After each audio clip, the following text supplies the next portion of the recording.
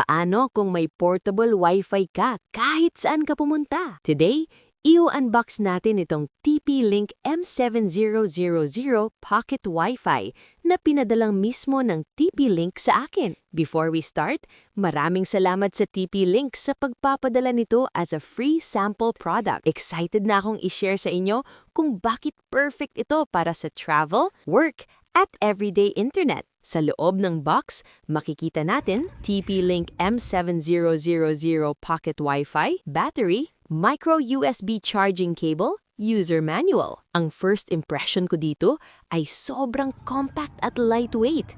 Madaling ilagay sa bulsa o bag. Perfect talaga kapag nasa labas ka. Ito yung mga dahilan kung bakit maganda itong pocket Wi-Fi. Pwede mong i-share ang internet hanggang 10 devices.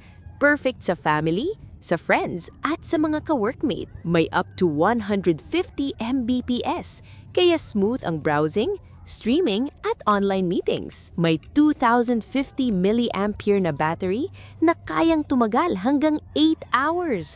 So hindi ka agad mawala ng internet habang nasa labas. Pwede mo rin siyang i-manage gamit ang TP MiFi app sa Android at iOS, kaya madaling kontrolin ang data usage at connected devices. Compatible siya sa maraming network bands, kaya pwedeng gamitin sa maraming bansa. At dahil maliit lang siya, perfect sa travel, business trips, or outdoor adventures. 4G LTE supported bands, may micro SIM slot, micro USB charging, at security features tulad ng WPA, WPA2 protection. Kung naghahanap ka ng portable internet na pwede kahit saan, magandang option itong TP-Link M7000 Pocket Wi-Fi. Again, thank you TP-Link for sending this product.